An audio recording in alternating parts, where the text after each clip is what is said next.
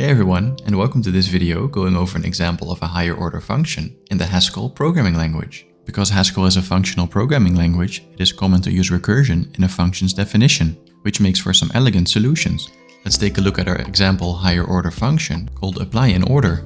The function apply in order takes in a list of functions and applies each of those functions to a value x, and then returns the result.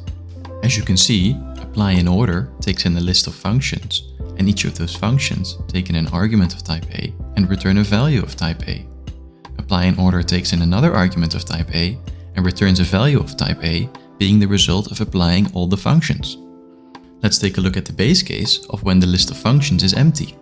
When the list of functions is empty and an x is passed, we return the value x, because applying no functions to any value results in that value. Let's take a look at the recursive part of the definition. If the list that is passed is not empty, we interpret the list as being f, the first element in the list, and fs, the rest of the list, and we also take in the value of x.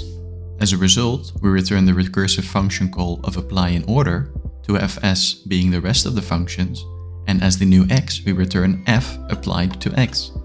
Now that the function is done, let's create three other functions which we can use with apply in order. We create a function add5, which takes in an integer and returns an integer plus 5. We create the function double, which takes in an integer and returns an integer times 2. And we create a function called square, which takes in an integer and returns that integer squared. Let's load our functions into the Haskell interpreter by typing ghci, followed by our program file name.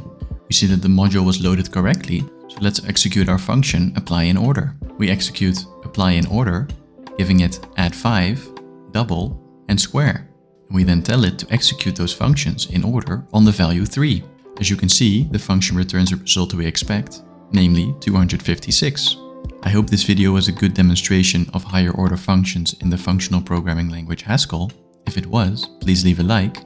And if you want to see more content like this or make any suggestions on what I should cover next, consider subscribing. Peace.